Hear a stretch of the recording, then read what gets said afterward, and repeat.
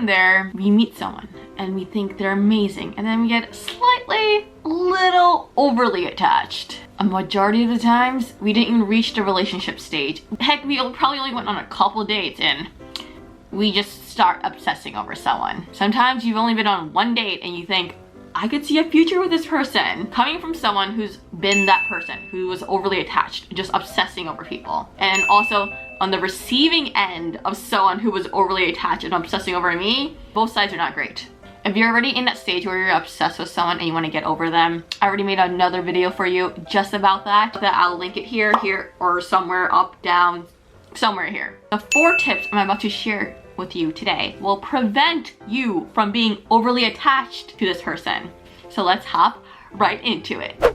Number 1, give yourself a set number of dates to get to know someone. Let's say my number is like 6 dates. So give it 6 dates to actually get to know this person. Don't assume that you already know this person just on date 1 or by date 2. Remember, the whole beginning stages of dating, they're trying to get to know you. You're trying to get to know them. You're trying to see if you want to continue getting to know them. Be focused on just learning about this person. Don't assume by date 1 or date 2 that this person is perfect for you and they'll be the perfect boyfriend, girlfriend, or whatever. And if you're in a situation where you didn't even meet in person yet and you guys have only been exchanging texts, again, you're still getting to know this person. You haven't met this person yet. Emotional investment takes a lot out of you, so you shouldn't be freely just giving it to just anyone. So give yourself a set number of dates to get to know someone before you get overly invested, overly attached to someone. For me, by having that benchmark, I never became overly attached to someone or overly obsessed with someone because I was still in the mindset of, oh, I still need to get to know them. I still don't know their complete picture.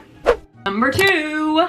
This is something I'm so guilty of, and don't lie, I know you are too. Stop stalking them digitally. This is a really bad habit. I picked it up, a lot of my friends have picked it up. We all do this, whether you like to admit it or not. We have stalked this other person digitally, whether it be Instagram, a classic, LinkedIn, something I do sometimes, maybe all the time, Facebook, and for all those crazies out there. And I know, coming from a former crazy, stalking their Venmo, yeah, let's stop that. The problem isn't inherently like the part where you're stalking them, like where you're going on their platforms. The problem here is the idea you form of this person based off of what you see. So you stalk their Instagram, you stalk their LinkedIn, you start forming a picture of this person in your mind. With all this unnecessary information you went to gather, you start filling all these gaps about this person in your mind with all this evidence from their social media account. Any platform you see of someone publicly, they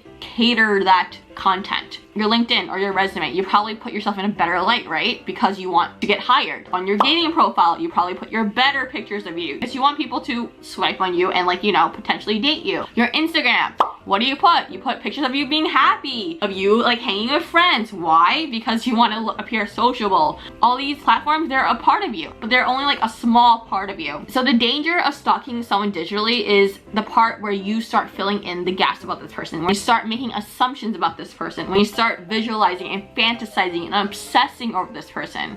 That's the problem with stalking their social media accounts. Also, I know how easy it is to stalk someone and then just get into the habit. Once you start stalking someone, it's hard to stop. I get that.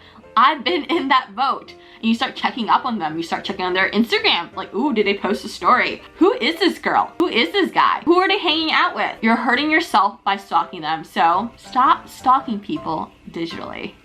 I had to switch spots because the radiator in the other room was driving me bonkers. Number 3, this may or may not apply to you, but if you're the type of person who gets attached super easily, don't sleep with them early on. There are people out there that once they sleep with someone, they start becoming super attached to this person and they associate like, oh, having intimacy, doing physical things in the bedroom as in getting closer with someone. And I also recognize there are other people out there who don't have the same mentality, who they could have physical intimacy with someone and just run in the other direction, and the opposite happens where they become detached. But if you're one of those people who do get attached to someone once you sleep with them, set yourself a rule. The 3-date rule, that's the most common one, is like 1 date, 2 date, 3 date, fudge.